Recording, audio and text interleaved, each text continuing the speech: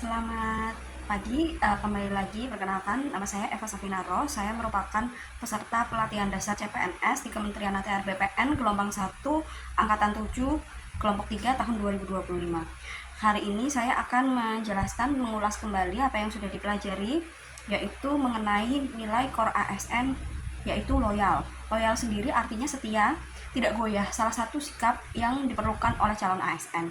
Loyal core ASN berarti menjaga integritas meskipun dihadapkan pada godaan, tetap netral meski berada di tengah pusaran politik, dan terus memberikan pelayanan terbaik walau tantangan lain kian berat. Ini menjadi sebuah tantangan tersendiri bagi ASN karena tidak hanya memberikan pelayanan terbaik sebagai bentuk kewajibannya, tetapi juga harus berintegritas dan tidak terjerumus dalam konflik-konflik kepentingan. Salah satu sikap yang bisa diperlihatkan tentang loyal ini adalah calon ASN ini bisa memiliki keharusan menjaga rahasia negara, memegang teguh amanah, dan berani berkata benar ketika kebenaran dibutuhkan.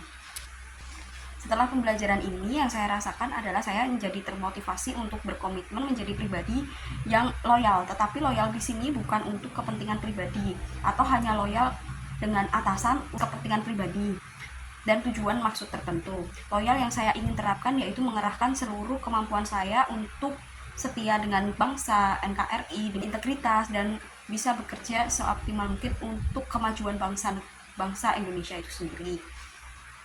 Apabila loyal itu sudah ditanamkan, dipupuk dalam diri sendiri, maka sebagai nantinya ASN, sikap loyal ini kita lebih mengutamakan kepentingan publik seperti pada fungsi kita ya sebagai seorang ASN, yaitu melayani publik semaksimal mungkin dan membentengi diri sendiri dari berbagai bentuk konflik kepentingan yang bisa menggoyahkan nurani. Setelah ini saya juga akan menjelaskan implementasi core berakhlak ASN yang sudah saya lakukan di tempat kerja. Akan saya tampilkan di tabel berikut ini. Bisa dilihat ya, kegiatan yang saya lakukan itu adalah saya itu membuat surat tugas, surat perintah perjalanan dinas, dan surat dinas untuk kebutuhan kepegawaian. Tahapan di sini yang pertama adalah saya berdiskusi terlebih dahulu kepada atasan mengenai perintah membuat suratnya. Itu saya diskusikan mengenai konteks, isi, dan lain sebagainya. Jadi persamaan persepsi, jadi tidak ada miskonsepsi. Lalu yang setelahnya adalah saya membuat surat sesuai dengan format dan panduan yang sudah diajarkan kepada saya.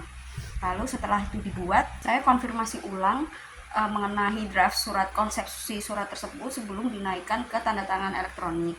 Setelah sudah disetujui isi surat dan lain sebagainya, saya menaikkan surat-surat yang sudah saya buat itu menggunakan tanda tangan elektronik itu melalui e-office.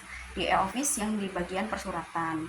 Setelah sudah saya masukkan ke dalam e-office persuratan tersebut, sudah saya mintakan TTE, lalu saya konfirmasi ulang menginformasikan bahwa saya sudah menaikkan dokumen ini, mohon kesediaannya untuk dicek kepada atasan yang bersangkutan. Dalam kegiatan saya ini, saya sudah mendeskripsikan beberapa mengimplementasian loyal itu sendiri. Yang pertama, saya membantu membuat surat tugas. Itu ada surat tugas sesuai dengan panduannya, itu berarti saya kompeten. Lalu dikarenakan ada beberapa surat yang sifatnya urgent, maka saya juga berkewajiban untuk tidak menunda pekerjaan tersebut, dan surat itu saya selesaikan di hari itu juga walaupun saya harus pulang terlambat. Itu berarti saya menerapkan core ASN loyal. Lalu berdiskusi dengan atasan untuk konteks isi suratnya tadi, itu saya menerapkan harmonis, yaitu menjalin hubungan baik. Lalu menggunakan e-office sebagai media tanda tangan elektronik ini saya adaptif karena sebelumnya saya tidak pernah mengetahui itu, dan saya belajar untuk bisa beradaptasi menggunakan aplikasi yang baru.